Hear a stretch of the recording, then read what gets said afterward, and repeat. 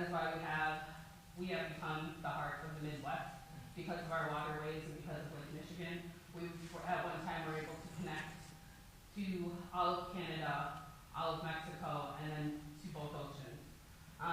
Through the colonization process, our Chicago River was remeandered and now flows in a different direction, which leads to the Gulf of Mexico. So I would first like to acknowledge that colonization here in Chicago didn't just happen to the people of the land, it also happened to the land itself. Today, Chicago is the leading polluter of the Gulf of Mexico because of the way that our river was commanded. But it still remains a sacred space to indigenous people, especially those of the Three Fires Council, the Anishinaabe, the Odawa, and the Potawatomi.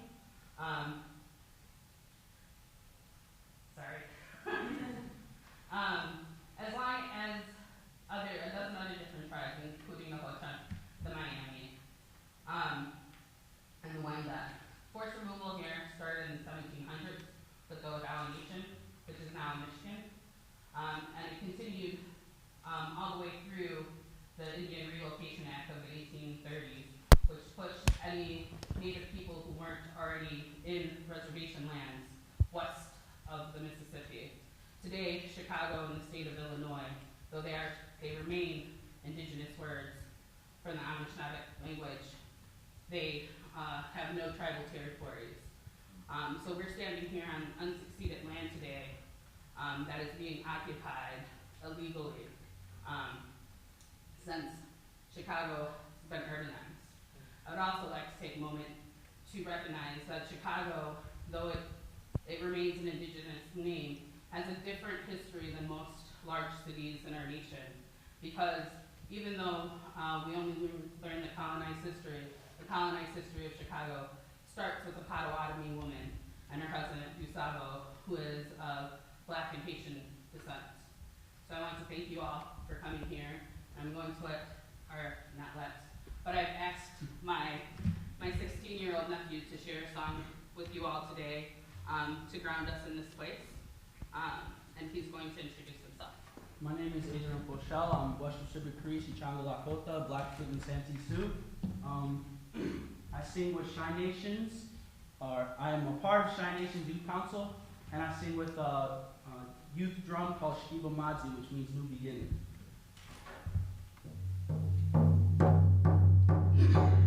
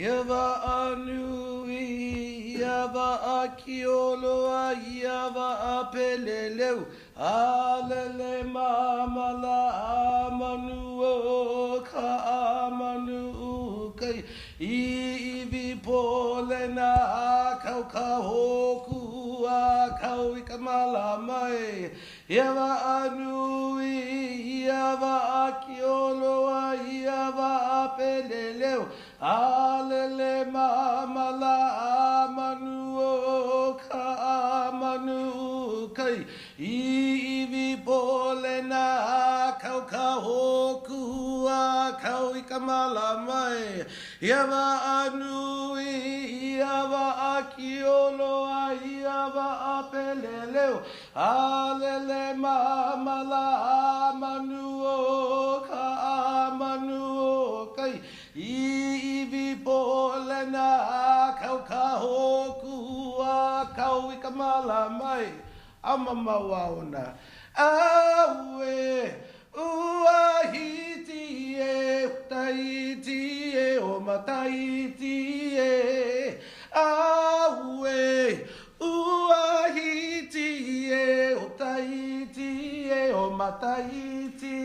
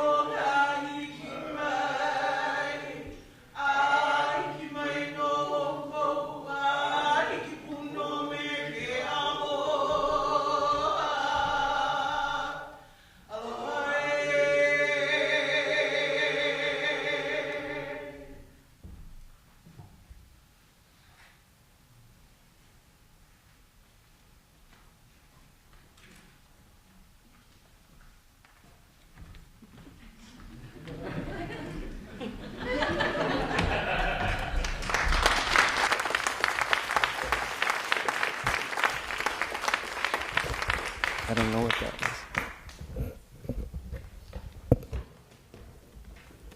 Just mahalo, lanialoha. Do you want me to say that? Yes, please. Okay.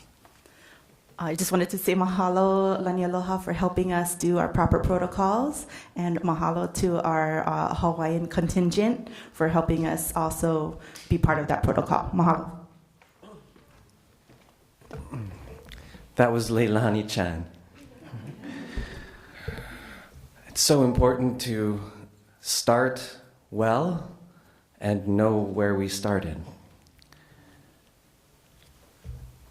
Hello, my name is Randy Reyes. I'm the board president of CAATA and the artistic director of Theater Mu, Asian American theater company in the Twin Cities, celebrating our 26th season. Thank you. On the shoulders of Rick Shiomi, the founding artistic director. I want to welcome you all to the 6th National Asian American Theater Conference and Festival, first time in Chicago, and we're thrilled to be here and have some special thanks to our partners, starting with Victory Gardens, Erica, Danielle. It's Danielle, right? Not Daniel? It's Daniel. Erica, Daniel. It's hard to tell in just reading. And Cheyu and staff. Silk Road Rising with Jamil, Malik, and Corey. Thank you. Our generous funders, including the Doris Duke Charitable Foundation, the National Endowment of the Arts, Artworks, Theater Communications Group, Latinx Theater Commons, and NEFA. And also our host today, the DePaul University School of Theater. And from there, I'd like to introduce Dean John Colbert to say a few words.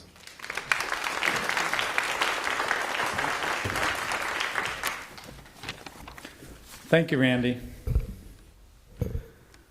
Good morning. And welcome to the theater school. And thank you for the recognition of the land that we occupy with this building. And this is our 5th year in our new home here in this facility. And happily in those 5 years, we've dinged it up a bit. So it feels a bit more theatrical. It now has some stories to tell. Like the time on Christmas Day when the pipe froze and nobody was around to know that water was running everywhere. But that's a story for another time. We've learned a bit about the impact of this building on our school, our students, and ourselves in those 5 years. First, when you walk in the door and sense the specialized beauty that comes from the very specialized and dedicated nature of the building, not unlike a barn or a steel mill or a concert hall, you get the feeling that they take this enterprise seriously here. And we do. And that enterprise is the making of theater artists. We know we are privileged to have the kind of support this enterprise requires from DePaul, from the philanthropic community, from our alums, and from the families of our students. And with privilege comes responsibility. And we take that seriously as well. And that leads us to today. This building enables us to have you here to do your work. The work you do, this convening of Asian American theater artists and development of new voices and new plays, could not be more relevant to the goals of the theater school and our dreams for our students as they create our future. Now, I would not be doing my job as dean if I didn't tell you about a few of the things that we're excited about here at the theater school. We're starting a comedy arts program this year and a projection design program. We're also starting a summer high school theater festival that will use Chicago as a classroom and represent the values of the school to that generation of theater artists. On behalf of the entire theater school community, thank you for being here. Thank you for all who work so hard to make this happen. It is not easy to pull this off. And thank you for your commitment to Asian American work in our theaters, new work in our theaters, and underrepresented voices in our theaters. Have a great Confest. Enjoy Chicago.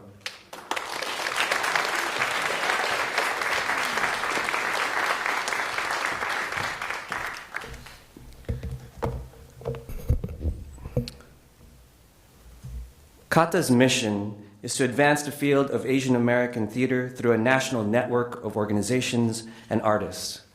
We collaborate to inspire learning and sharing of knowledge and resources to promote a healthy, sustainable artistic ecology. As a collective of Asian American theater leaders and artists, we bring together local and regional leaders to work nationally towards our shared values of social justice, artistic diversity, cultural equity, and inclusion. We hold national conferences and festivals biennially in different parts of the country, reaching as wide a range of Asian American populations and communities as possible. We survey Asian American theater artists and organizations to find out their foremost concerns. We form alliances with other theater groups of different affinities to advance mutual goals cooperatively and to exchange ideas and strategies. The last Confest at the Oregon Shakespeare Festival was about seismic shifts in Asian American theater. It intentionally sought the inclusion of other voices into the movement and movement building. This included cross-sector work around refugees and new immigrants to this country, building consensus and challenging us to expand our perception of our cultures. This year's conference, Revolutionary Acts, continues to build momentum, is inclusionary in nature, and hopes to disrupt systemic and structural oppression and create a new vision built by, about, and for us in this room. It's okay. Yes, it's early. We're just getting warmed up. It's all good. Right now, we are taking action around immigration, xenophobia, unjust incarceration, detainment, and expulsion. We are taking action around Black Lives Matters. We are building coalitions of people of color, Native, and Indigenous peoples. We are taking direct action around yellowface, blackface, brownface, redface, cripface, and transface. We are challenging each other in this space created by, for, and about us. In this conference, we're exploring the question of what it means to take direct action and to look at your participation here as a revolutionary act. At this time, I'd like to introduce two of our board members, Leilani Chan, who you met earlier, and Andy Meyer.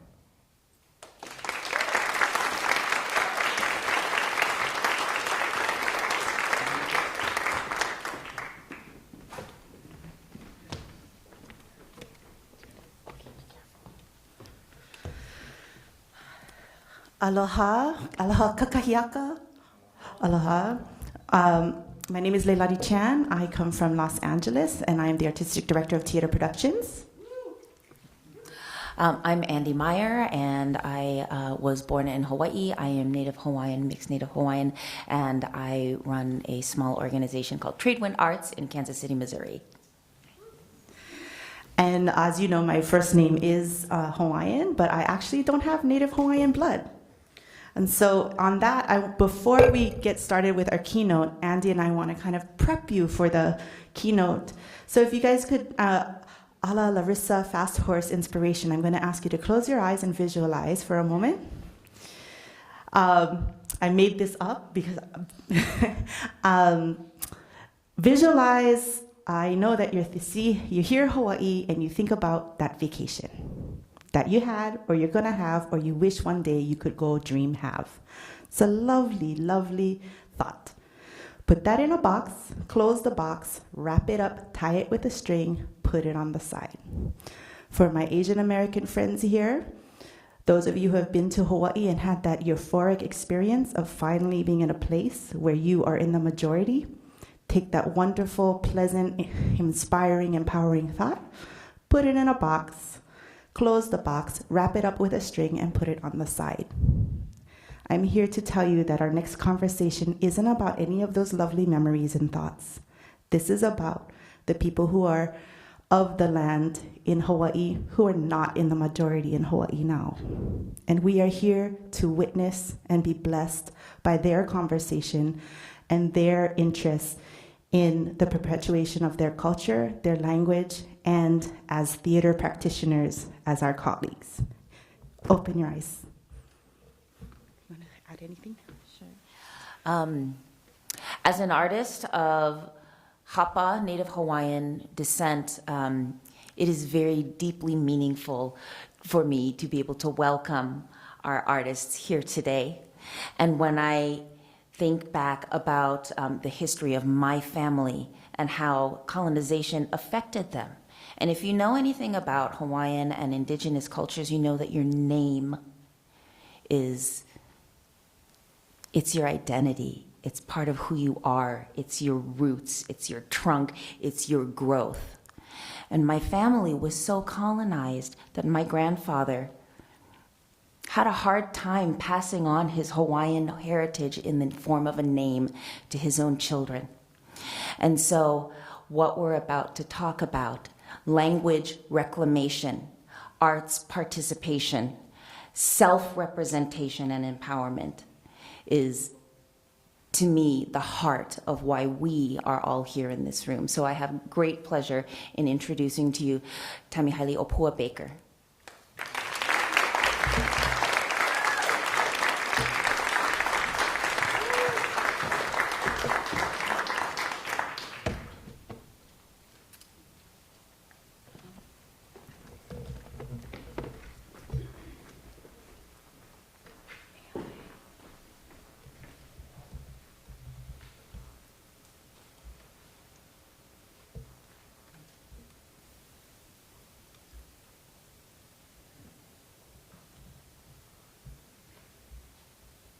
Alia iki mai.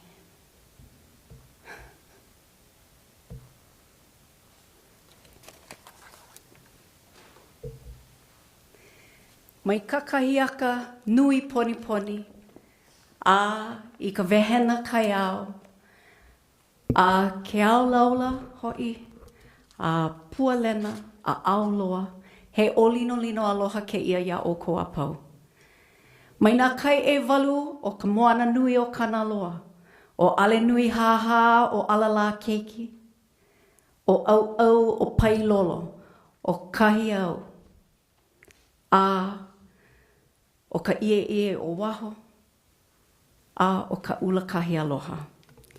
Pela ano I hoʻea mai nei ia aina o ka poʻe oiwi o nei. No leila he aloha ke ia o kou e nā poʻe oiwi o nei ia aina, ka poʻe e noho o ni paa ana ma ko o kou aina.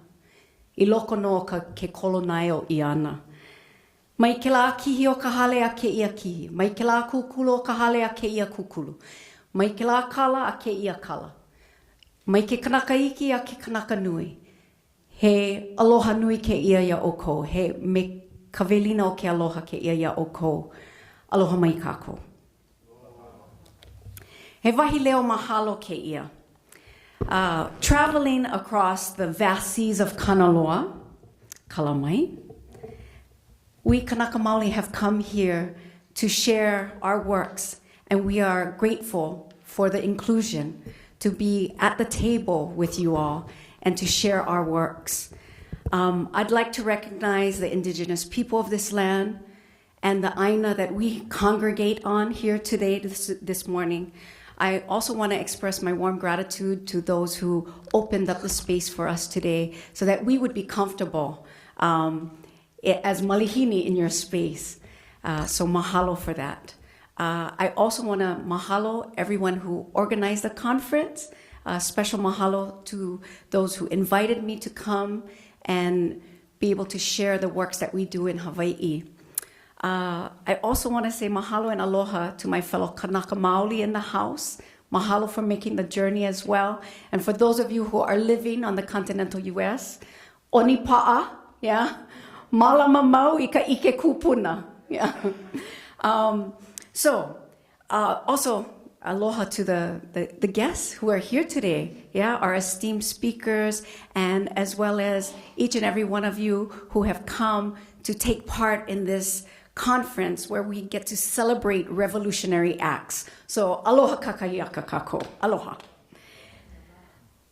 The pahuhopo, the goals of this talk this morning, it's going to be a little bit academic, a little bit kalamai, yeah? I wear that hat as well, so kalamai. So basically, I want to provide an abridged history, very much abridged history of Hawaii in order to contextualize the work that we do, the creative work we do. And then we'll look at the cultural renaissance of the 1970s, focusing on the revitalization of the Hawaiian language. And finally, we'll look at theater in Hawaii, what's happening, and we'll focus on hanakeaka, which is Hawaiian medium theater. So this term comes up, yeah, Hawaiian, Native Hawaiian. And the term, I'm just going to clarify, it's a term that was created by the United States government to refer to a member or a descendant of the people who before 1778 occupied and exercised sovereignty in the area that now comprises the state of Hawaii. The term Kanaka Maoli has been popularized as the appropriate indigenous term for Native Hawaiian advocates of Native Hawaiian indigenous rights, sovereignty movements, and independence, as well as Kanaka Maoli scholars and academics. So Kanaka Maoli are genealogically connected to the Aina, or to the land. The origins of Kanaka Maoli are recorded in our Genesis stories. The Genesis stories illustrate this intrinsic connection to the Aina. For example, the story of Papahanau Moku, Earth Mother, and Wakea, Sky Father, expresses the spiritual connection that exists from primordial times for all Kanaka. Traditional society in Hawaii was based on religion. The kapu system instituted restrictions and prohibitions based on religious beliefs and nature. The system developed a very well-ordered, efficient, and practical world, creating a codified social order, provisions on food consumption, fishing seasons, farming practices, ceremony, rituals, and performance. Kanaka Maoli survival was based on the resources available on each island, Therefore, the environment was treated with reverence. Key to sustainability was traditional spirituality, which encompassed the worship of all elements of nature: air, wind, rain, rivers, springs, ocean, sun, mountains, trees, volcano, fire, and so forth.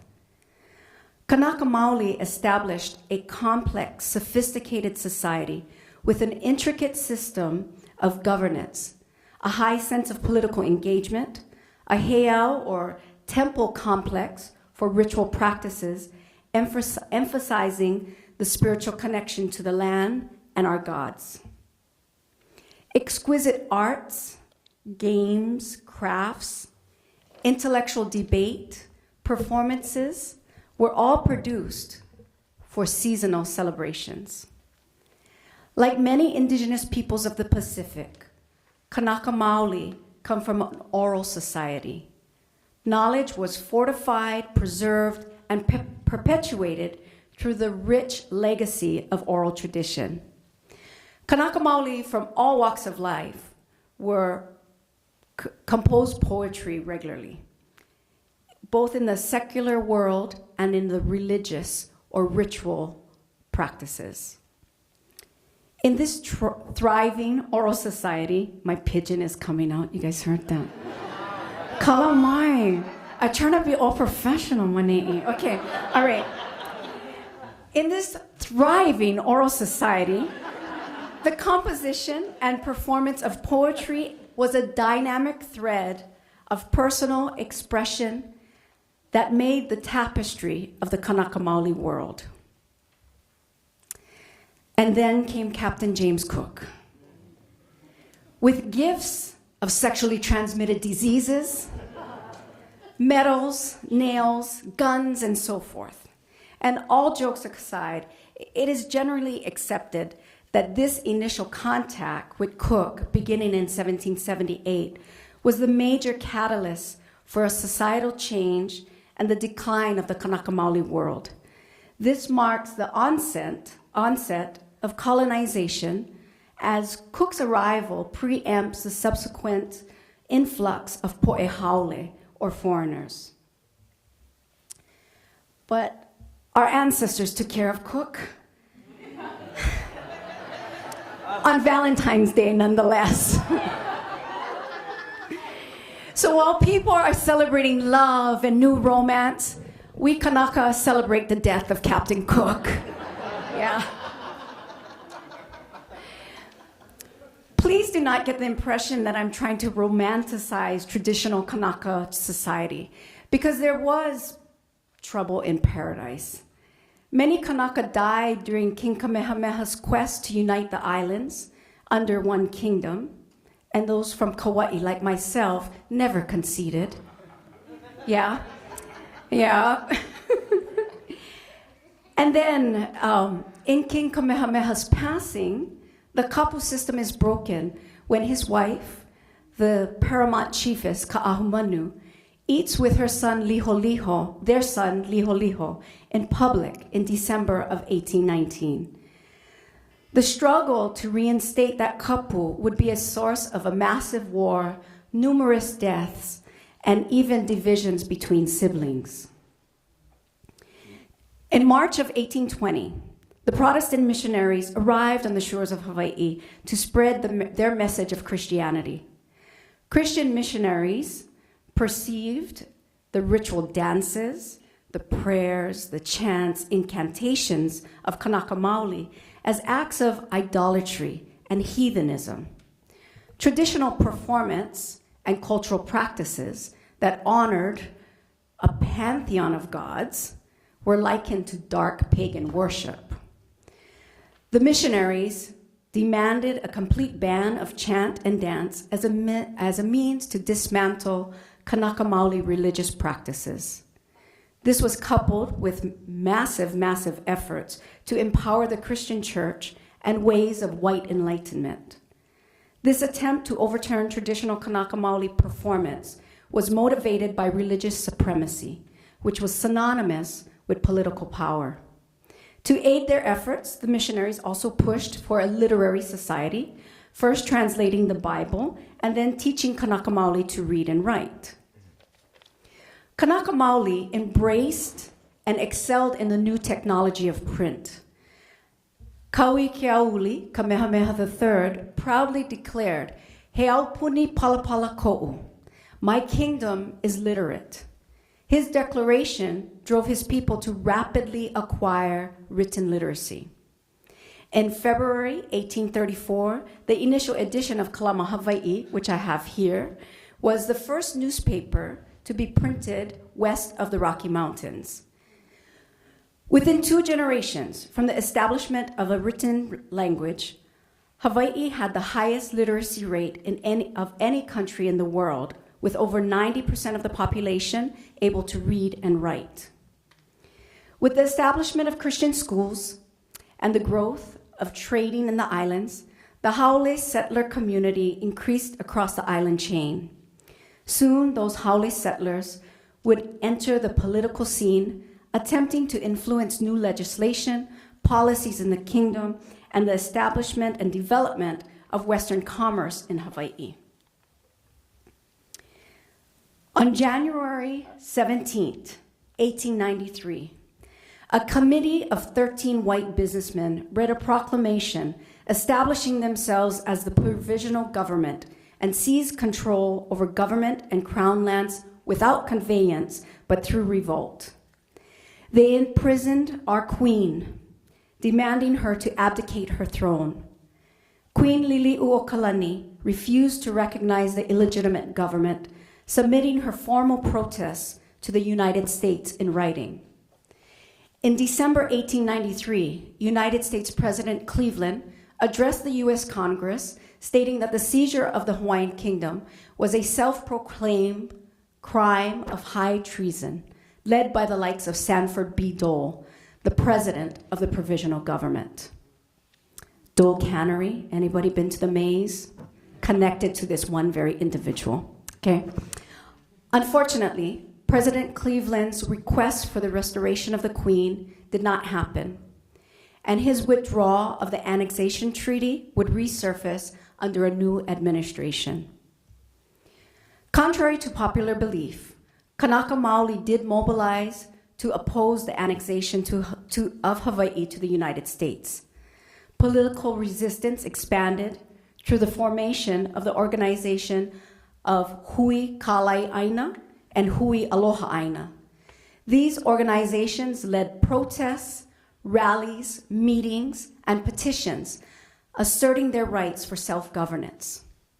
I want to highlight that in 1896, the illegitimate provisional government abolished the Hawaiian medium school system in Hawaii.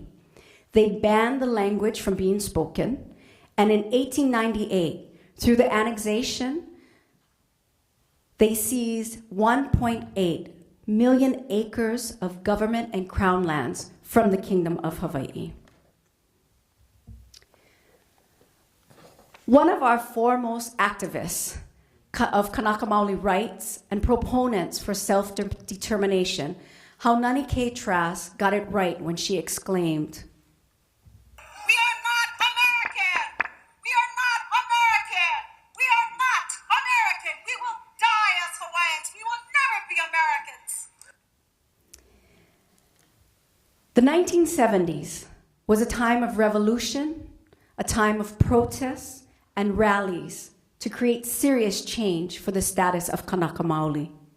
A prime example of this is the Aloha Aina movement to stop the bombing of the US Navy on Kaho'olawe, which was taken for bombing and target practice for many years, from the 1940s. This very political Aloha Aina movement had a domino effect on various aspects of Hawaiian rights and movements, such as the modern-day sovereignty movement, the resurrection of traditional navigation on the double-hulled canoe, the hokule'a, as well as the growth of halau, or hula schools, throughout the Hawaiian archipelago. At the heels of the Cultural Renaissance, was the reemergence of the Hawaiian language, Olelo Hawaii. This cultural revolution and the rise of Kanaka Maoli consciousness likely saved Olelo Hawaii from extinction. Political uprising fueled protests and lobbying for the language, resulting in the reinstatement of Olelo Hawaii as an official language of the state in 1978. Soon thereafter, we see the establishment of Hawaiian immersion preschools modeled after the Maori Kohangareo, beginning on the island of Kauai. For Kanaka Maoli, the choice to Olelo Hawaii in our homeland is a political choice.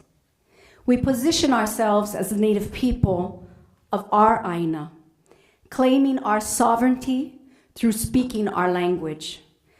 We know that in order for our culture to survive, we need our language. However, the key to survival of a language is the expansion of domains for our language to be practiced in. The practice of Hawaiian medium theater, Hanakiaka, a movement in itself, empowering Kanaka Maoli identity while reclaiming history and space. Hanakiaka shares the stories of our ancestors and addresses political issues faced throughout the generations that continue to resonate today. The retelling of our stories is a means to reconnect to our roots. We carry our ancestors on our shoulders as we navigate through the turbulent seas as cultural and language warriors braving the battlefield. I want to pause here on Hanakiaka just to take a brief look at the theater landscape in Hawaii. We have theaters that address specific genres of theatrical performance, such as the mainstream theater, producing musicals and plays from off-Broadway at Diamond Head Theater, Manoa Valley Theater. We also have theater for young audiences, such as Honolulu Theater for Youth and other college programs. Then we have an Asian theater program, mostly out of the University of Hawaii at Manoa, where forms of Japanese, Chinese, and Indonesian theater take center stage. Dance theater of varying genres are very visible in Hawaii. Then we have local theater. We classify it as local theater, mostly produced at Kumukahua Theater, whose mission is to produce plays of Hawaii by Hawaii playwrights. We also have local Asian theater, exemplified in the works of Edward Sakamoto and Darrell Lum.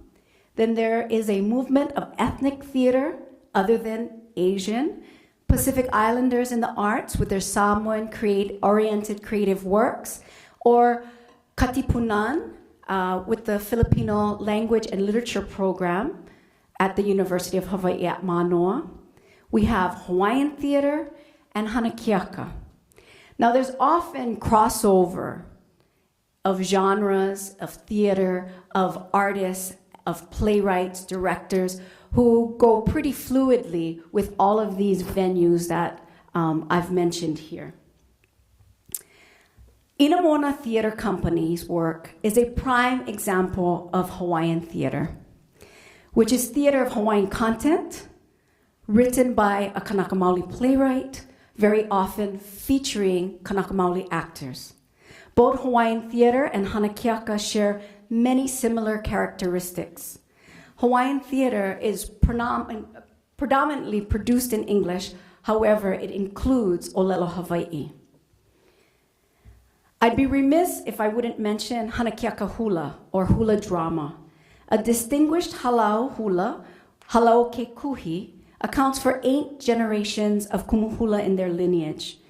Internationally recognized for their artistic contributions, halau kekuhi produced 8 theatrical productions based on their Pele lineage.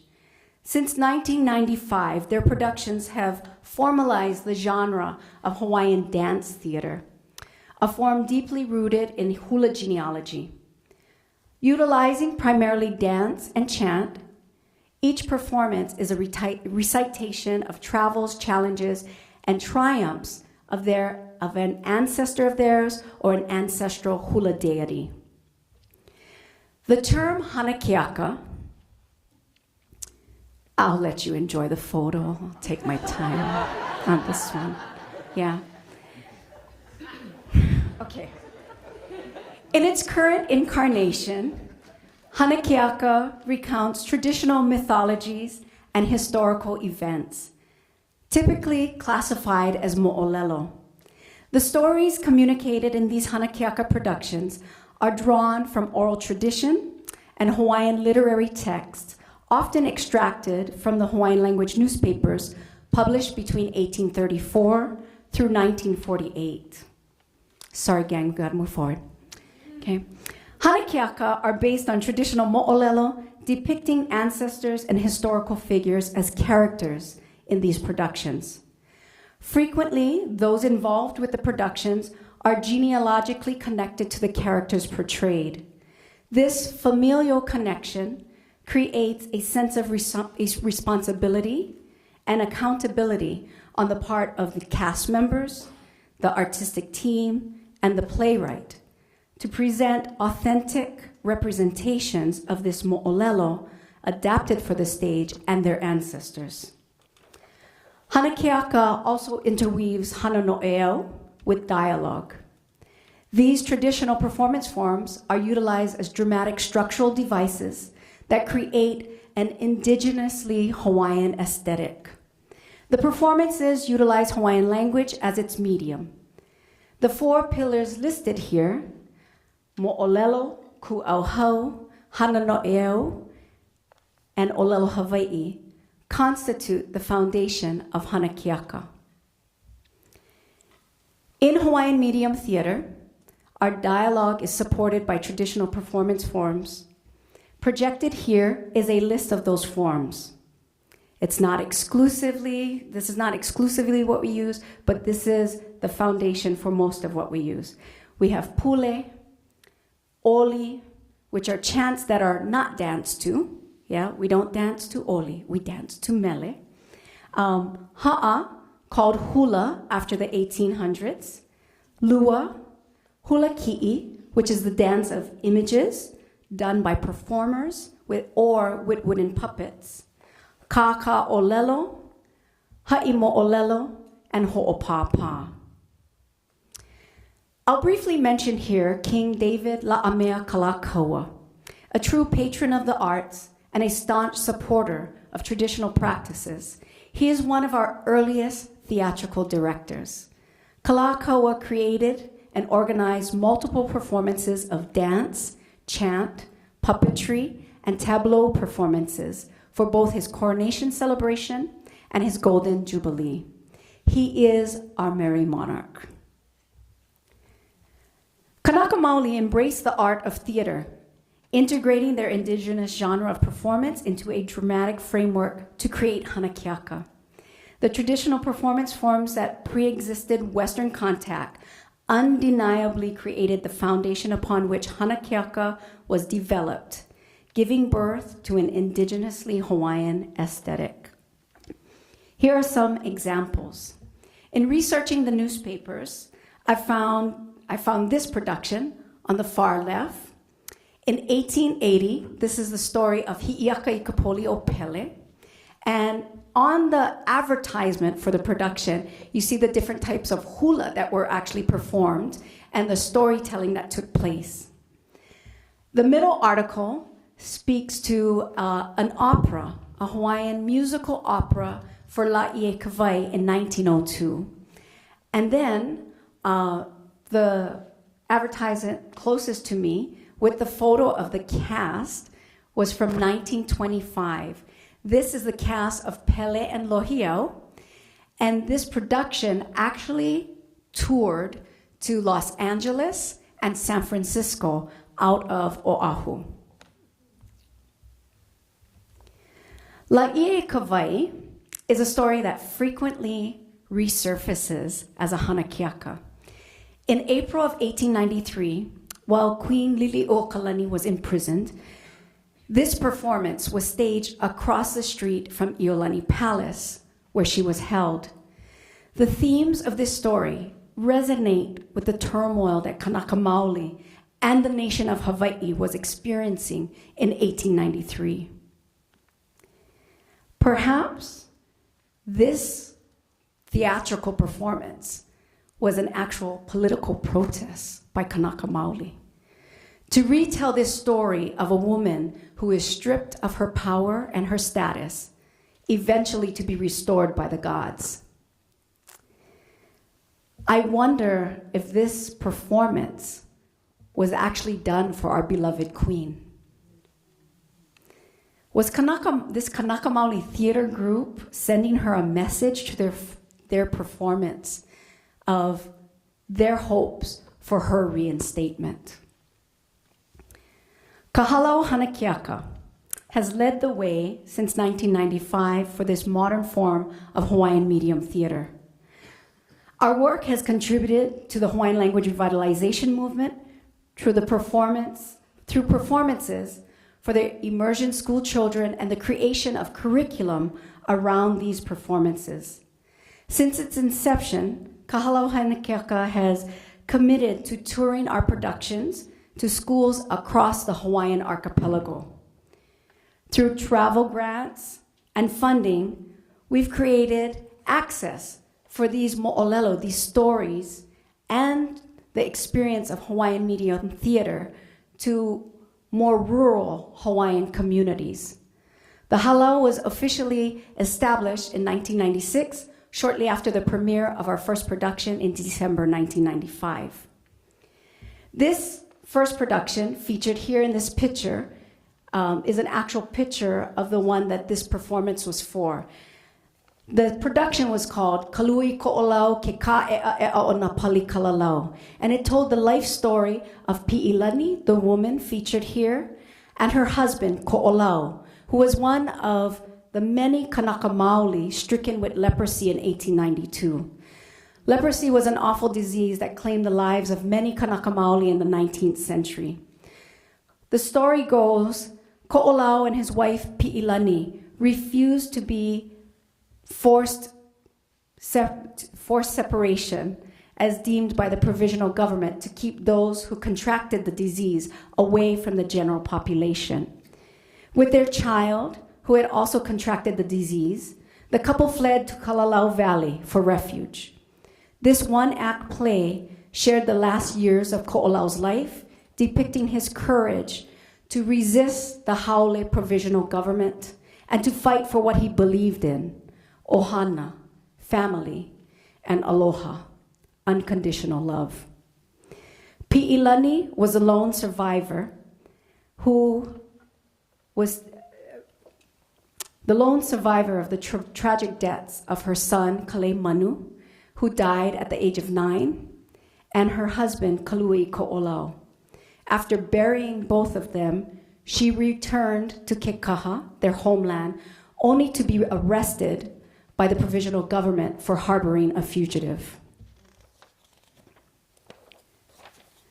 Since Kalui Ko'olau, Kahalau Hanakiaka has produced more than a dozen Hawaiian language productions and supported efforts at the University of Hawaii at Manoa to produce Hawaiian language plays and curriculum.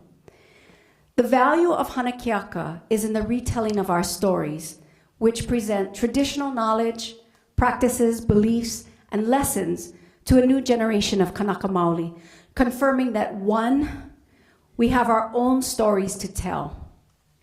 2, we are connected to these rich stories. And 3, our language is alive and it is a viable means of communication.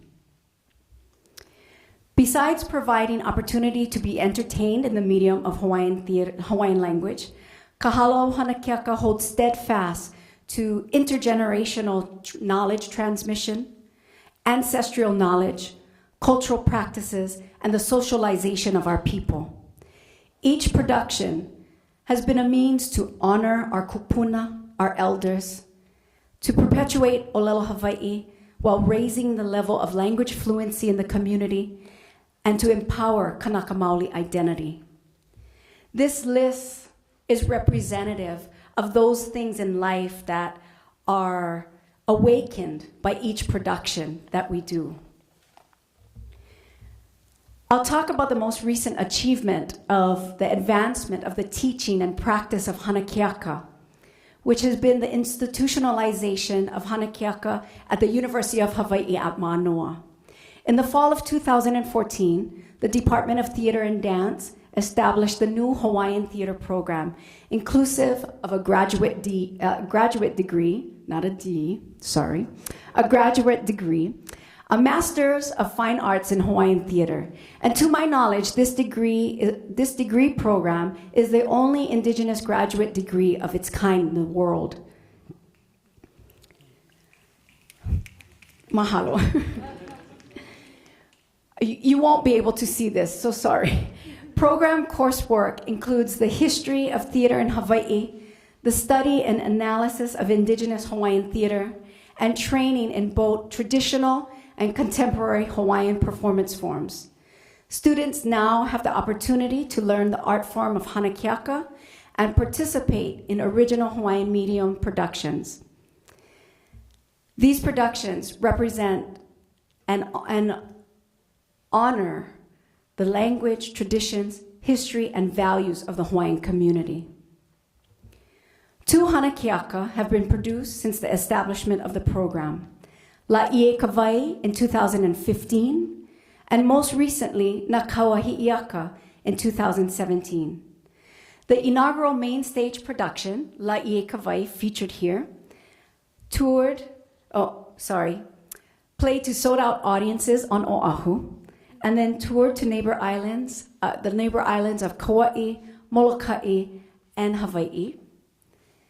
The production also toured to Aotearoa, New Zealand, and was a featured showcase production at the Region 8 2016 Kennedy Center American College Theater Festival. Reviews in the local newspapers commended the production, calling it a cultural and linguistic triumph. Na Kawahi'iaka was written and directed by Kauikaina. This was the first Hanakeaka MFA Theas production of our new program. Ms. Kaina graduated in August 2007, making her the first to receive the degree. Both Laie Kawai and Na Kawahi'iaka presented traditional mo'olelo with themes highly relevant to today's world, evoking strong emotions from audience members. In addition to the theater productions that we've done, the Hawaiian Theater Program has organized an Aha Hanakeaka, or Hawaiian Theater Symposium. This symposium, held in the fall of 2016, featured presentations on the survey and landscape of Hanakeaka and Hawaiian theater. It also featured short Hanakeaka performances from the kids at the different immersion schools on Oahu. And then we had 3 focus panels that featured Kanaka Maoli artists, Kanaka Maoli community members, and Kanaka Maoli educators.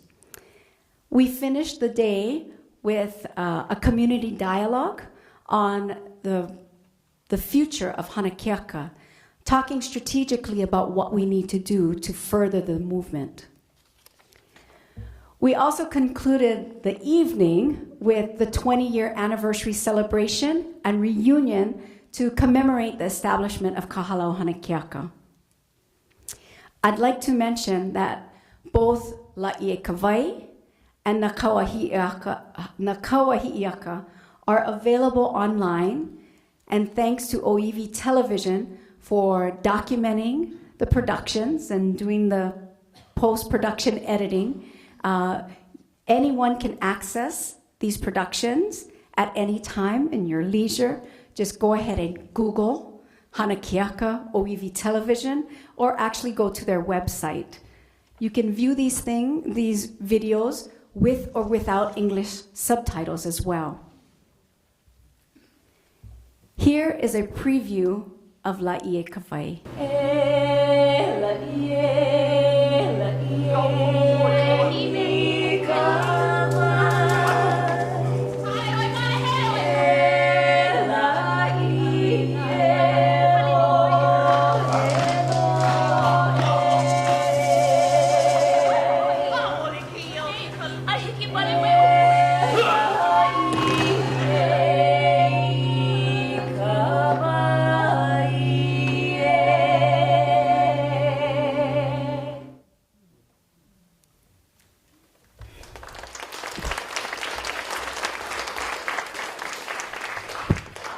Mahalo. The mole, or ancestral root, foundation of Hanakiaka, are the traditional performance forms that existed since time immemorial. Therefore, Hanakiaka is an innately Kanaka Maoli expression of art that serves the community of Kanaka Maoli. Hanakiaka provides a venue for Kanaka Maoli to articulate their voice, recount their historical events, and promote Hawaiian epistemology, ontology, cultural values, and practices. Performing our stories in our language is a revolutionary act.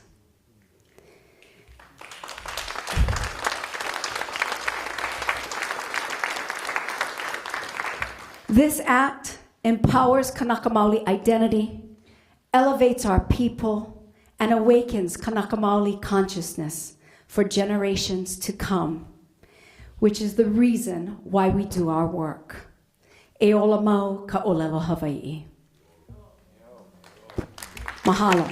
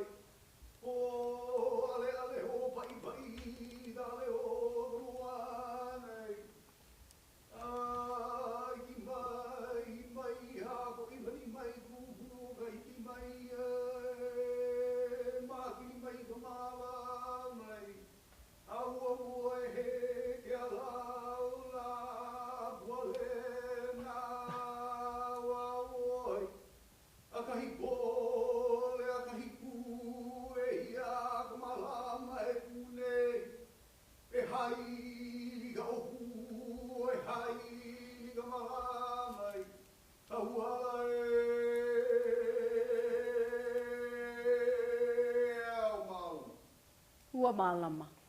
Ua. Aloha.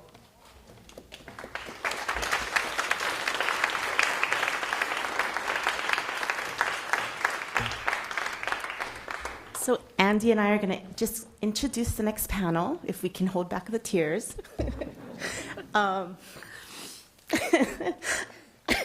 Sorry.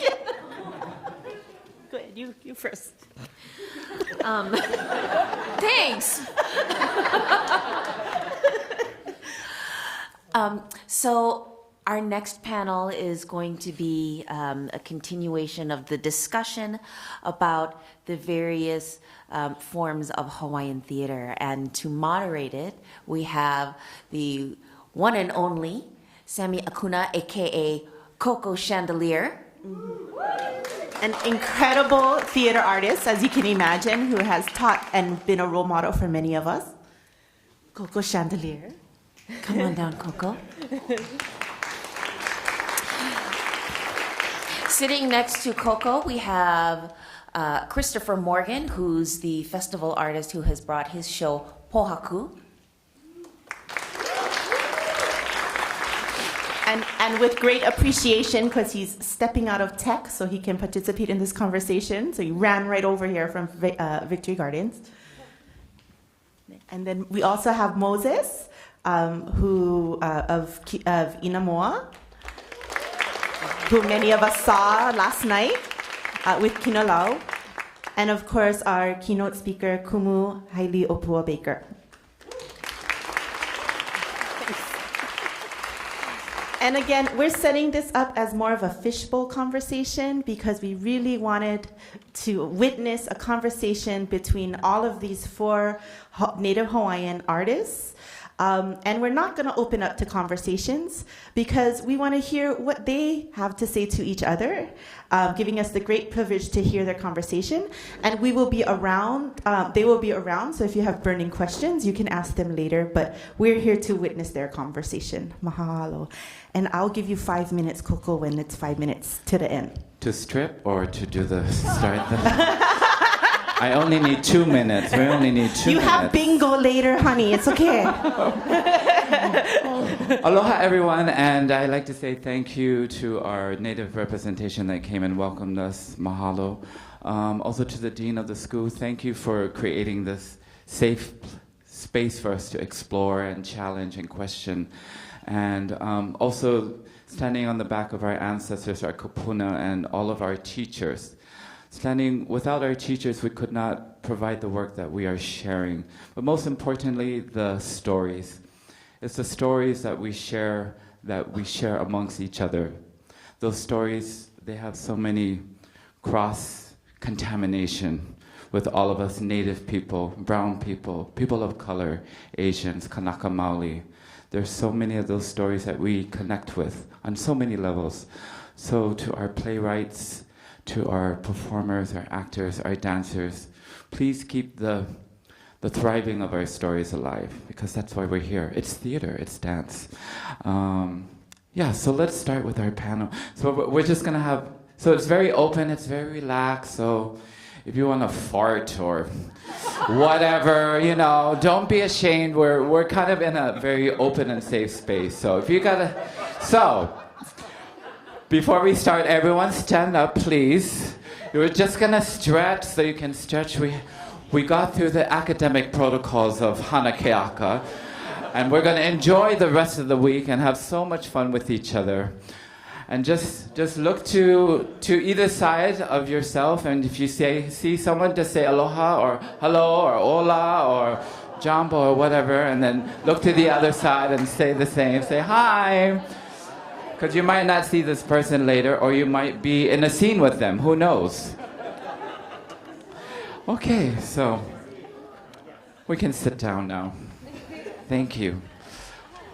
All right.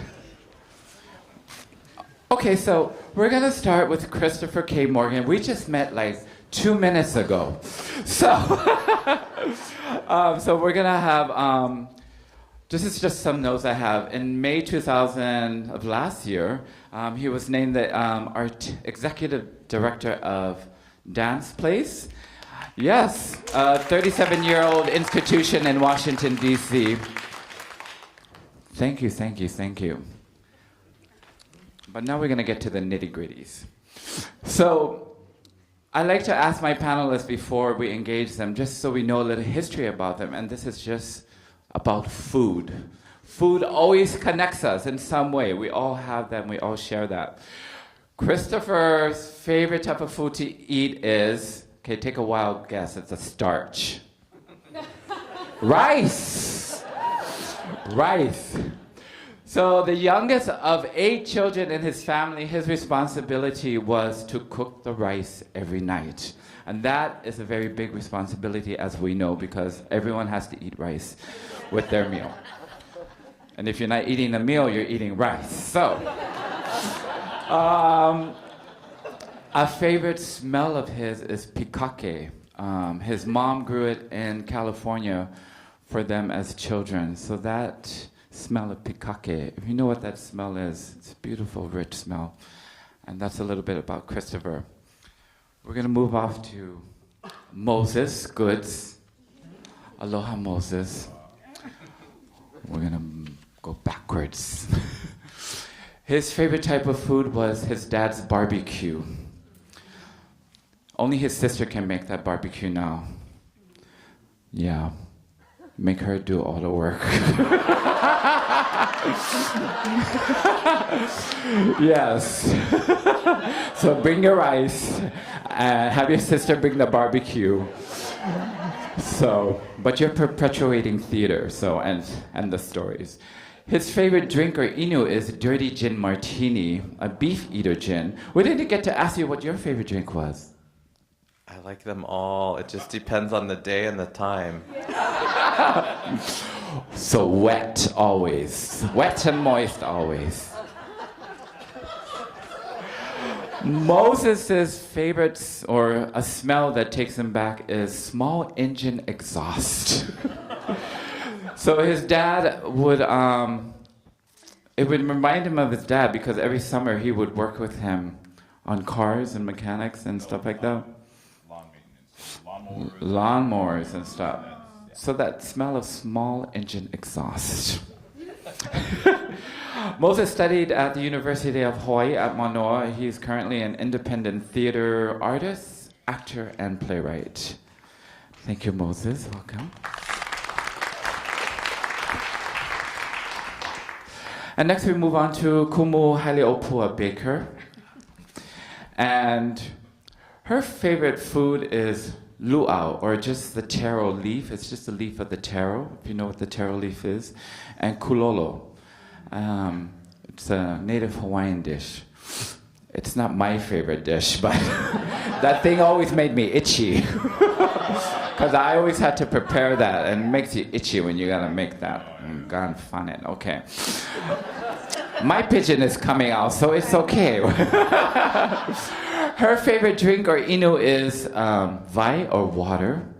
And when she's feeling colonized, an Earl Grey tea.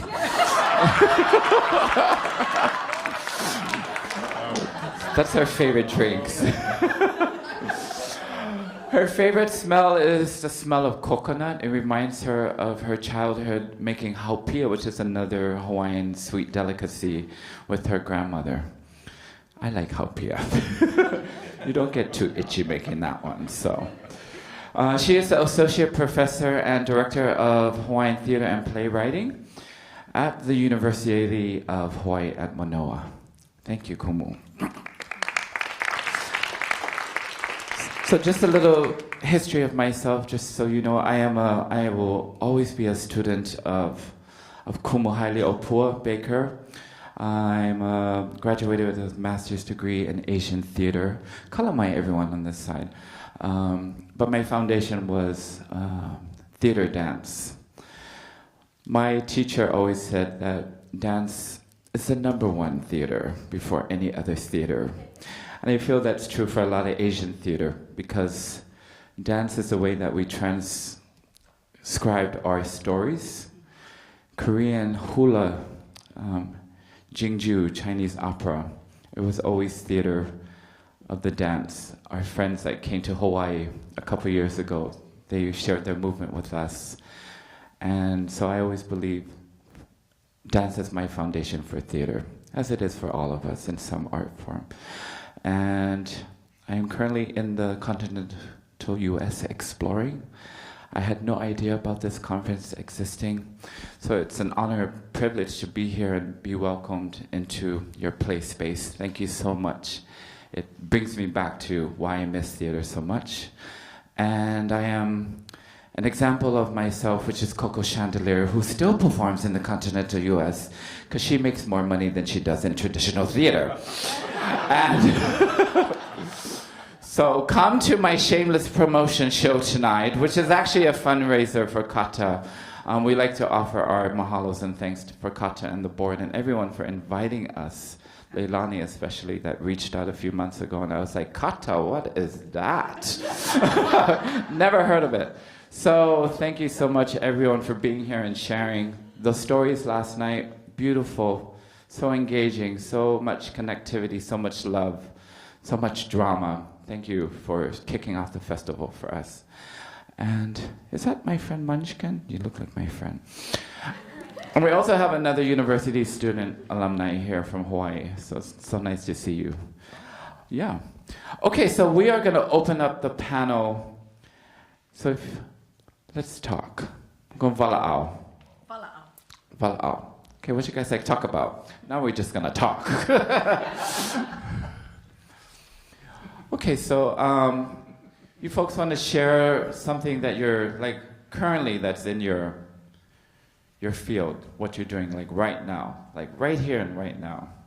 Who would like to begin? Christopher, mahalo.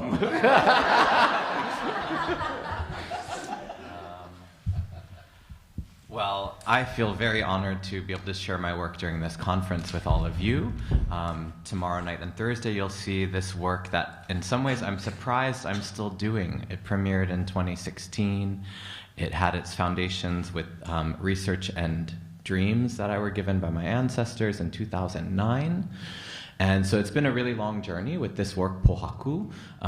So that's what I'm sharing here right now. I'm very grateful, as you already identified, to stand on the shoulders of my ancestors. And my teacher is here with me, Elsie Haliku. Oh my gosh, I think I'm getting nervous. Yeah. Elsie Kalehulukea Ryder, and our teacher, John Kaimikawa, my late cousin. So it's a real pleasure to be here amongst all of you amazing people. Something that I've been working on in my research, you'll see that work tomorrow, so I won't talk too much about that, or Thursday.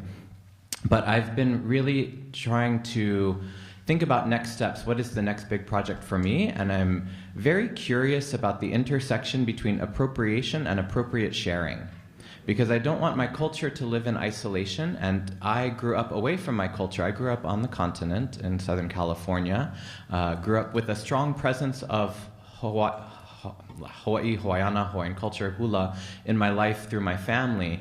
Not as strong as I would have liked, actually, but it was always there.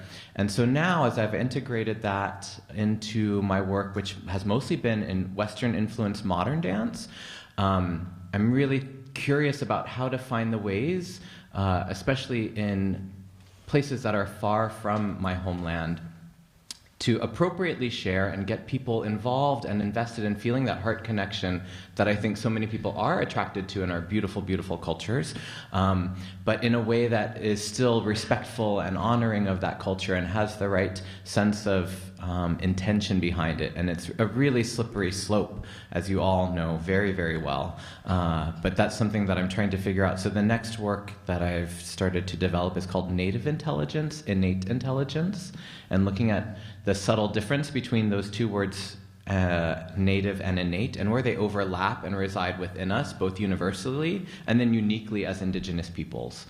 And it's just more questions that I keep uncovering and all of that. So that's sort of what I'm digging into lately.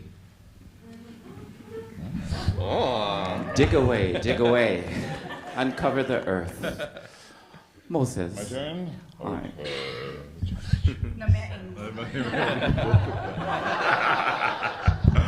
Aloha mai kako.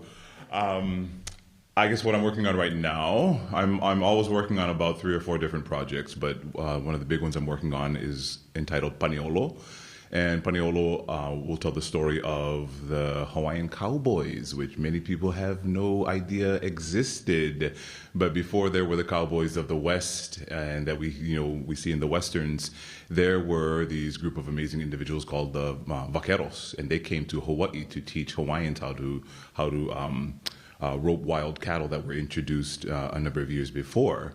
And so before those Western cowboys that we all know of, there were Mexican cowboys and Hawaiian cowboys before all of that. And that's a piece that I'm going to tell. In telling of that story, you have to tell of this particular event where several Native Hawaiian men, several Kanaka Maoli, went to Wyoming to a rodeo, and were basically laughed at. This is way back in the 1800s, and ended up winning first place in one of the biggest rodeos that happened at that time. Kicked everybody's asses, okay? Now, I guess the reason why I gravitate to stories like this, the one that I'm telling, as well as the story of Duka Hanamoku, which is a one-man show that I am touring, is I have to go take it back a little bit and talk a little bit about me, about all of this right here. This weird shaded brown guy that you're looking at. I went to the University of Hawaii. I guess I'm a little too old because I was there before Kumu Haile started with the amazing work that she's doing there. I entered, let's take it back a little bit, even before that, way back to my mom's time. My mother is pure Hawaiian. Her father, my grandfather, was born in 1886. So around that time when all that stuff was happening, where our language was not allowed, it was illegal. So my mother grew up in a place called Hana, which is a very remote place where there was a lot of Native Hawaiians, full-blooded Native Hawaiians still, and her first language was Hawaiian. But she was forbade at a very young age to speak that language. So if you talk to my mother today, she's this beautiful, statuesque Hawaiian woman that can barely speak a word of the language. So she grew up without the language, even though that was her first language. Fast forward to when she became a young woman, met this handsome guy from Virginia, got married and raised myself and my 4 sisters in Washington, D.C., moved to Hawaii when I was 3. And so we were a family that, although we were Native Hawaiian, we didn't have a strong connection with the language or the culture, and that's how I grew up. Fast forward to UH, I discovered 2 things at UH: theater and Hawaiian language. That's the first taste of Hawaiian language I had, really was at the University of Hawaii.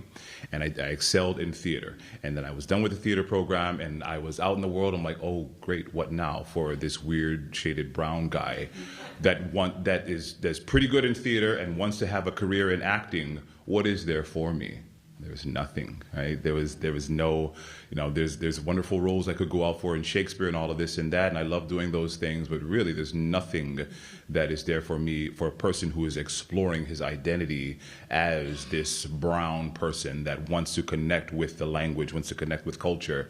So I had to create my own stuff. And so I looked for these people, and we have some amazing heroes in our own stories. Like Kumuhaili says, we have our own stories that we can tell, and we want to tell them. So that's why I focus on these heroes of these Native Hawaiian heroes. First of all, for myself, and also so we can showcase to the next generation that you have these people that you can look to for inspiration, not some other story that you see wherever in the theater, in the movies and whatnot. So, and in a big nutshell, that's kind of where I am, what I do, and how I'm trying to move forward. Thank you, Moses. And then next we have Kumuhaili. Before we move on, we just recognize we do have one of our other haumana from UH, University of Hawaii, Manoa Elong is here. And actually he's doing a play reading tomorrow. Yes, so for every student of Kumuhaili too. So aloha, it's nice to see you. Okay. So I feel like I just got done with a bunch of things. I had a talk today. Yeah. No. And honestly, there's a bunch of projects that just wrapped up. Not to bring the mouse into the house, yeah, but we just finished the Moana production in Olelo, Hawaii, so just got done directing that, which featured Kaipulau Makaniolono as Maui, just to tag that on, I guess. And then we won't go into details about working with the mouse, but so there's that. I did this crazy thing. I went back to school.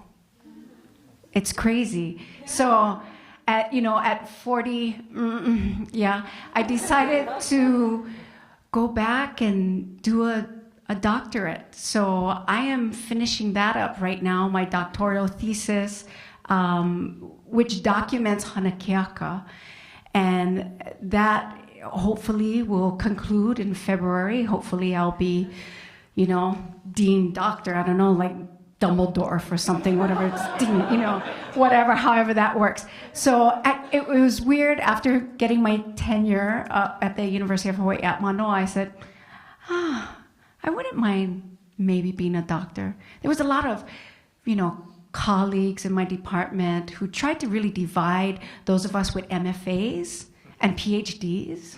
And I thought to myself, I can do that.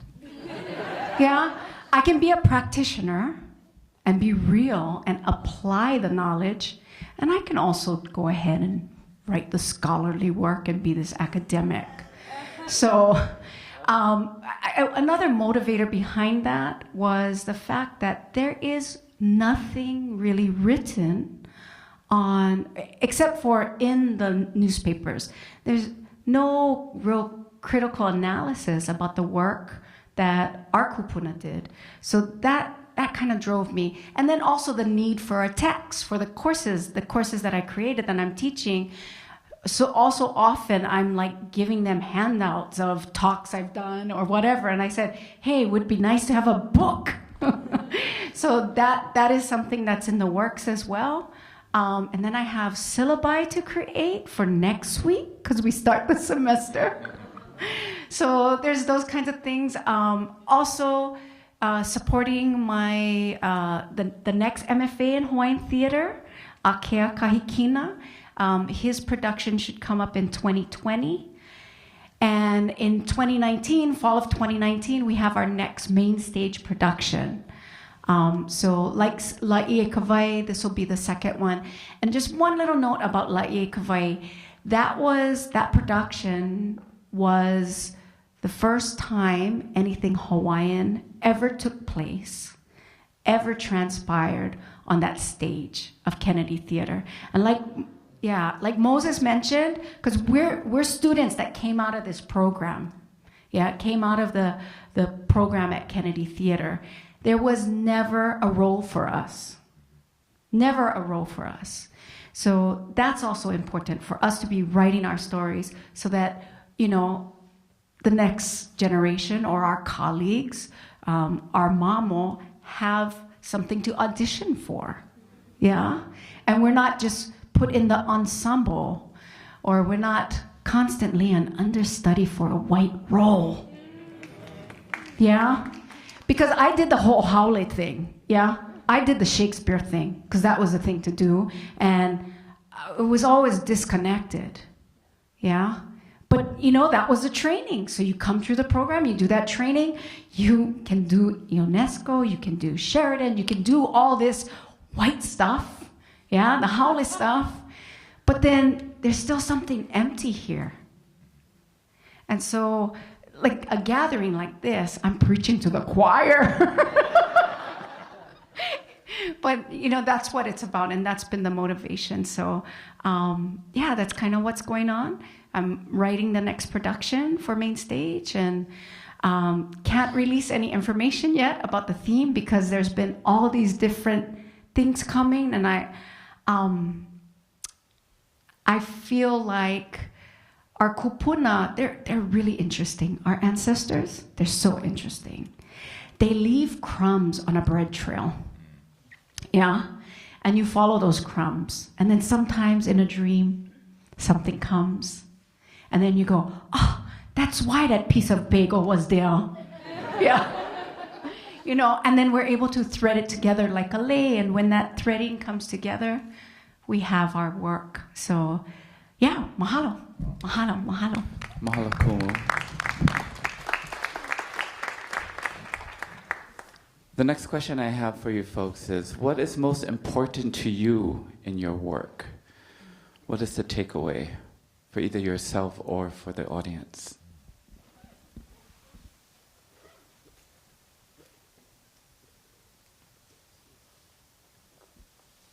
I wonder if this will come out. Oh, nice.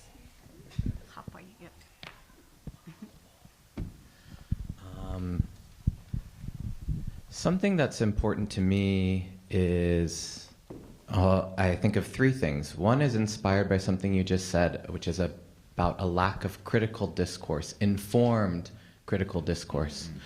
And it's important to me that because I grew up on the continent and I live on the continent and I have an opportunity to share some stories and some insight into things Hawaiian with audiences that may not necessarily have the opportunity to be exposed to those things and to learn about something different or new, to share that. But then it's very challenging. When we premiered Pohaku in Washington, D.C. in March of 2016, the Washington Post review of it said, a hip-shaking evocation of Hawaii's last queen.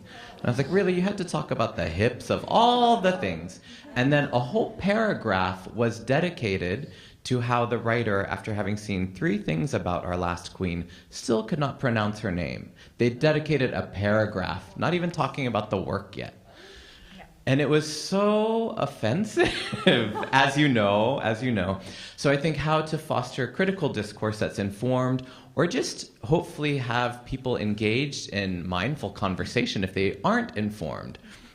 So that's something more with my directors had at Dance Place, and as someone who has an opportunity to create situations for others that I'm really interested in fostering.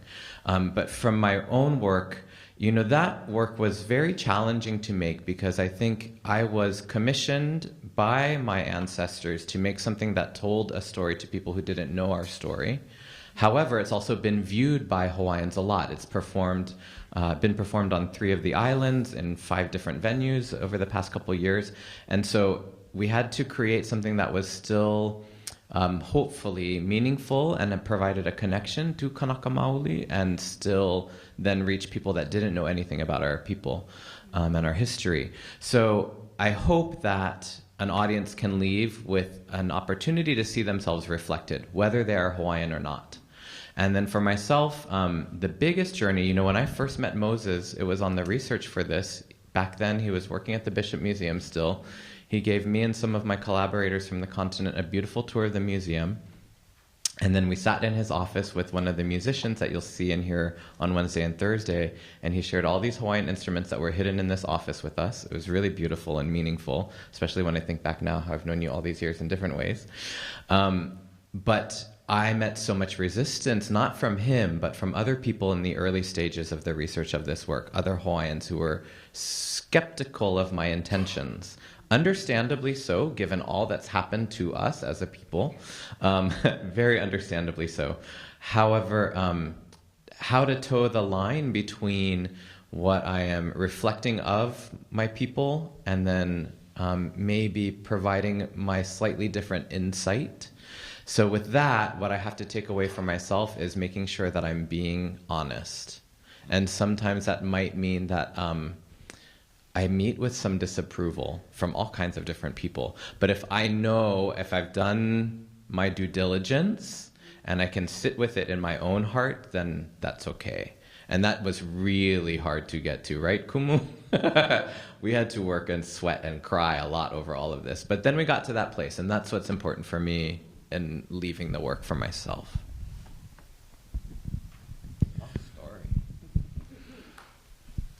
I think that what I hope to do with the work that I create, several things. I hope that it educates, and I think that's needed now more than ever. We had an amazing march just yesterday on the streets of Chicago about the Aloha Poke thing. If you don't know what that is, please Google it, because there's another rally tomorrow. We could use your support in that. But it all stems around someone just not being educated on what it is that we do. So I hope that the work that I create educates, and if you're not, like Christopher said, if you don't know, then find out, go do the research, or engage in conversation with the artist if you're able to, because that's when our work really has the impact that we want. And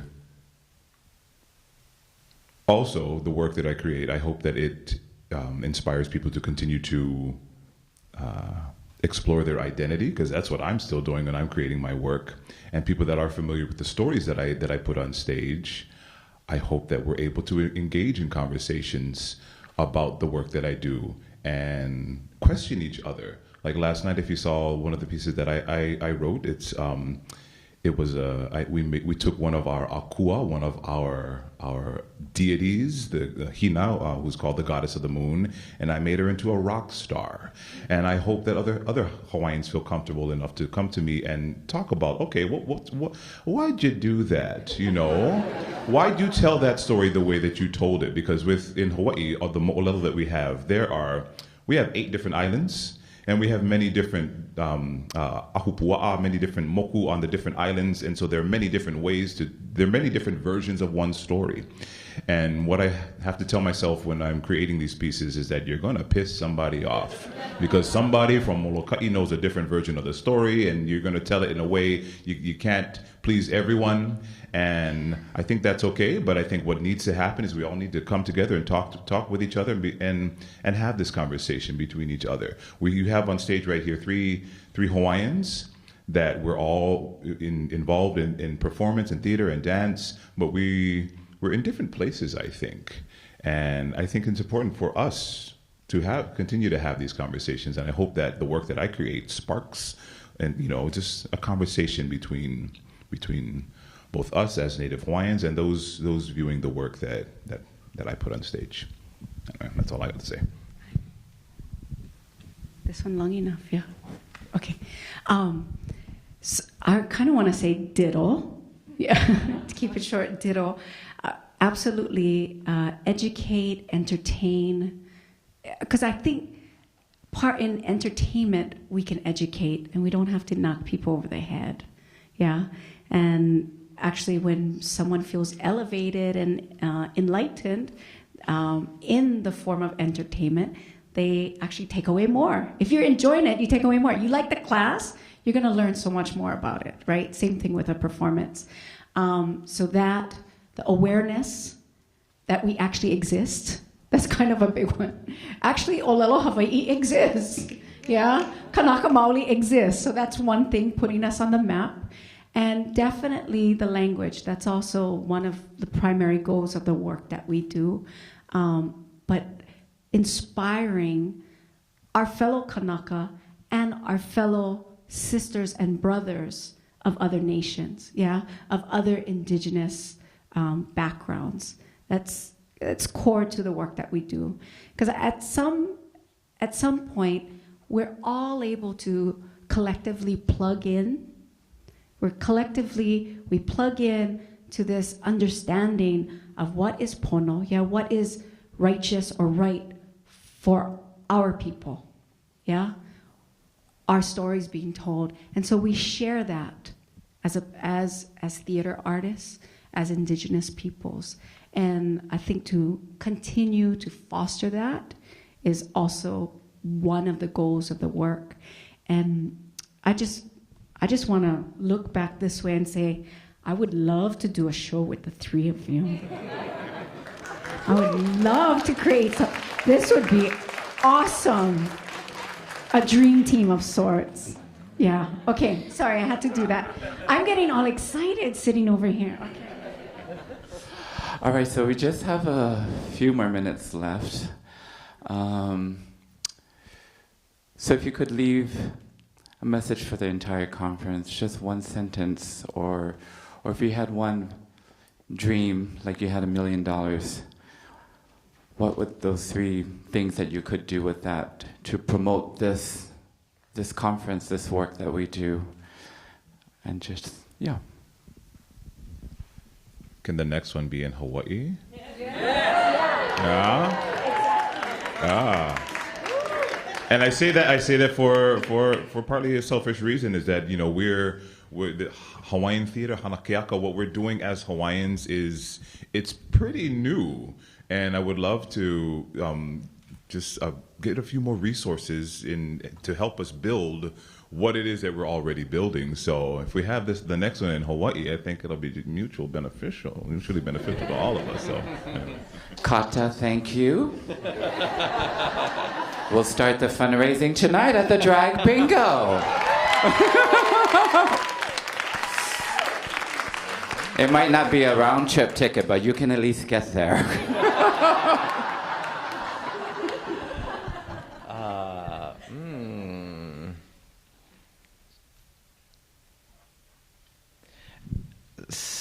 I think you said something about, I'm so curious about how the stakes are so much higher for all of us as marginalized people, as immigrant communities, as part of diasporas, as anything other than the default of whiteness.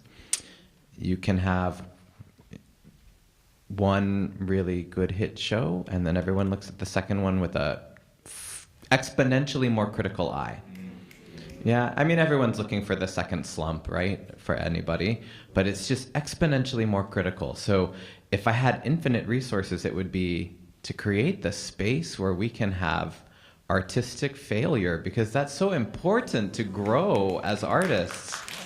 Yeah, that's what I would wish for us, the space to get in the mud and get dirty, because that's where growth happens. I like to get dirty. At Drag Bingo. I was thinking the lo'i, but yeah, the taro patch. If we host this in Hawaii, we can have a day trip, yeah. But the same thing came to my mind when I was delivering this morning was, why doesn't the University of Hawaii at Manoa host something like this? That was rolling in my mind, so thank you for bringing that up. $1 million, we can all go, yeah? Yeah, no, you said $1 million. Because $1 million can't build a theater today, which is unfortunate. But it can definitely support networking. It can definitely support people having the opportunity to be in a space. And, you know, we are so used to just being fed, yeah? We're just, main thing, there's food, we'll go, we'll perform. We do it for aloha. You know, a dream, though, a dream is that we have professional theater in Hawaii. That has been a dream of mine. And currently, I'm collaborating with one of my former Haumana students to get a television series off in Olelo, Hawaii. But I want to see the opportunity. So when people come through our programs, or people decide, I want to be an actor, I want to be a director, I want to be a playwright, they can stay home.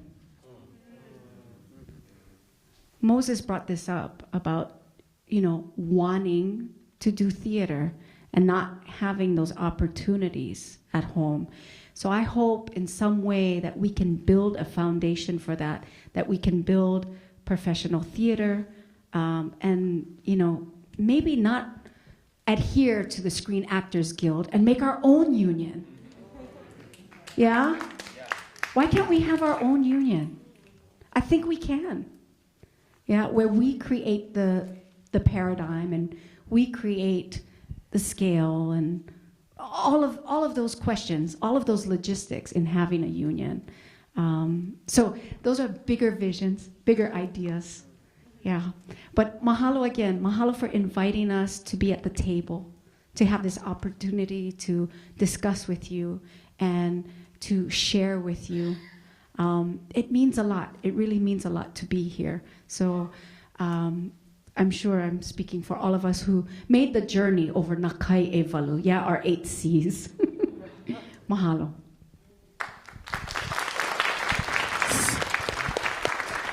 So we are going to finish up. We're all pau here. Thank you, everyone on the panel, for sharing your mo'olelo, your stories, your history, the love for theater and to dance. And to everyone, we look forward to working with you this entire weekend. If you want to meet them later and ask them more pressing questions, please poke them, not pokey them. Poke them for questions. And not the other kind poke, which we'll do later tonight after the drag bingo. Poking. So to CAATA, thank you, and to everyone, and to our panelists. Mahalo.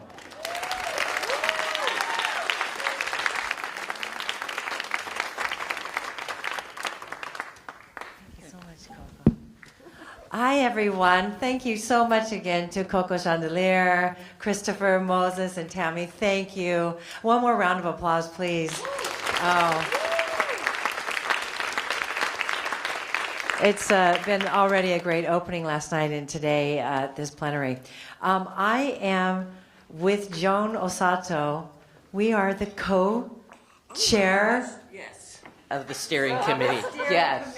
We finish each other's sentences now. We want to just offer you a few announcements as we go into the next session. You will see you have the newspaper that gives you the program for today, but we also encourage you to keep looking on the website at the schedule, because as we do, as people of color and because of the paradigms we're in, we are responsive in our revolutionary acts. So today we adjusted the plenary because we wanted to make sure we were inclusive and we were learning that we had beautiful Native and Indigenous guests and locals here that could come together and open our plenary in the most beautiful way. So we thank you for that flexibility, and that's called decolonizing the space. Yes, so thank you. We'll be doing that throughout. So that means today our first breakout session will start at 11:15 and go to 12:45. And then you'll have a few minutes break, and the second breakout session will start at 1 o'clock and go till 2:30. And I understand that the refreshments are still out in the lobby, so grab and go, please. And then we have a very special session today with Kumu Vicky Holt Takamine, who is in from Hawaii. And we went to a community gathering where she taught us the Hawaiian chants for the political actions. So at 2:30 today on the 5th floor in room 549, she will be there again to teach us those chants, to lead us. So that tomorrow we have another special opportunity, an important opportunity to participate in the political action. So we will once again shift the schedule tomorrow, and the breakout sessions, the second breakout session will start later at 1:30. And I'll give this information to our front desk. You can keep referring, and we'll see if we can get it on the website too. That will help you to keep referring to the schedule as we get it current. So that political action tomorrow on Wednesday will happen from 1:30 to 2:30. No, I'm sorry, 12:30 to 1:30, right down the street here at Aloha Poke Company. It's a peaceful rally led by our local Native Hawaiians. So we wanted to give us the opportunity to participate in that revolutionary act. Right, so again, I'll make sure we have the schedule available to you. With that, I want to share the microphone with Jono Sato. Oh, thank you. Thank you, everyone. So one thing is that I just want to do a few housekeeping notes and let you know that please pull up your schedules like on your smartphones and everything, because all the room numbers, everything is on there in terms of the sessions that you want to attend today. And then just to go into the afternoon, acquittal, the performance will be at Victory Gardens at 3:30. 8 p.m. We have Embedded over at Victory Gardens right down the street.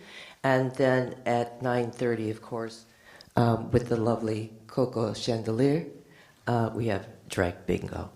And that's going to finish off our night of the official part. Yes. Okay. All right. Thank you. Drag Bingo is literally almost next door to Victory Gardens at Fiesta Mexicana. So yay, just roll out right into, woo! Yeah, so thank you for being a part of this plenary session, and yeah, go out and do it. Do it. Make the revolution happen as you see fit. Thank you so much. Oh yes, participants who were with us today, could you please stay for a photo? We want to get a group photo with you. Thank you so much, everybody. Thank you to our breakout session leaders who've been flexible to roll with our schedule changes. Have great sessions, everybody. We'll see you throughout the day and the evening. You're really dedicated. It's part of you. So cool. It's cold now? I think it goosebumps. I'm not.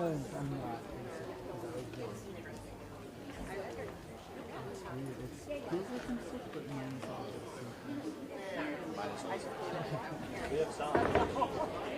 It's just the temperature. And it's never just mild. He's been taking those couple days off. It's like easy. Yeah.